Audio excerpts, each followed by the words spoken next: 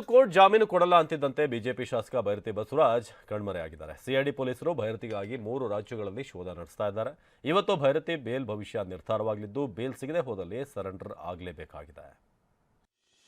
BJP ಶಾಸಕ ಭೈರತಿ ಬಸವರಾಜ್ಗೆ ಬಂಧನ ಭೀತಿ. ಇಂದು ನಿರ್ಧಾರವಾಗಲಿದೆ ಭೈರತಿ ಬೇಲ್ ಭವಿಷ್ಯ. ರೌಡಿ ಶೀಟರ್ ಬಿಕ್ಲು ಶಿವ ತನ್ನ ಮನೆ ಮುಂದೆ ಬರ್ಬರವಾಗಿ ಕೊಲೆಯಾಗಿದ್ದ.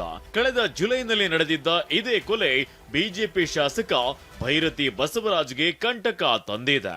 ಕೊಲೆ ಕೇಸ್ನಲ್ಲಿ 5ನೇ ಆರೋಪಿಯಾಗಿರೋ ಭೈರತಿ ನಿರೀಕ್ಷಣಾ ಜಾಮೀನಿಗಾಗಿ ಹೈಕೋರ್ಟ್ ಮೊರೆ ಹೋಗಿದ್ರು. ಆದ್ರೆ ಅಲ್ಲಿ ಬೇಲ್ ಸಿಗ್ಲಿಲ್ಲ. ಹೀಗಾಗಿ ಜನಪ್ರತಿನಿಧಿಗಳ ವಿಶೇಷ ಕೋರ್ಟ್ ಕದ ತಟ್ಟಿದ್ರು. ಮಧ್ಯಂತರ ಬೇಲ್ ಕೊಡಲು ನಿರಾಕರಿಸಿದ್ದ ಕೋರ್ಟ್ ವಿಚಾರಣೆ ಮುಂದೂಡಿತ್ತು. ಇವತ್ತು ಭೈರತಿ ಬಸವರಾಜ್ ಬೇಲ್ ಭವಿಷ್ಯ ನಿರ್ಧಾರವಾಗಲಿದೆ. ತಲೆಮರೆಸಿಕೊಂಡ ಭೈರತಿಗಾಗಿ ಗೋವಾ ಮಹಾರಾಷ್ಟ್ರದಲ್ಲಿ ಹುಡುಕಾಟ. ಜಾಮೀನು ಸಿಗದಿದ್ರೆ ಸರೆಂಡರ್ ಆಗ್ಲೇಬೇಕು.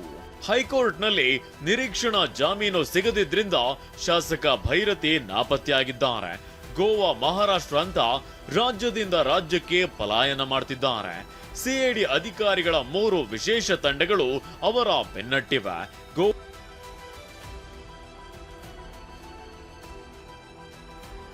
ಇಂದು ಜನಪ್ರತಿನಿಧಿಗಳ ವಿಶೇಷ ಕೋರ್ಟ್ ನಿರ್ಧಾರದ ಮೇಲೆ ಭೈರತಿ ಭವಿಷ್ಯ ನಿಂತಿದೆ. ನಿರೀಕ್ಷಣಾ ಜಾಮೀನು ಸಿಕ್ಕರೆ ಕೊಂಚ ರಿಲೀಫ್ ಸಿಗಲಿದೆ.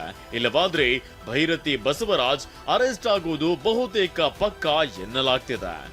ವಿಕಾಸ್, TV9 ಬೆಂಗಳೂರು.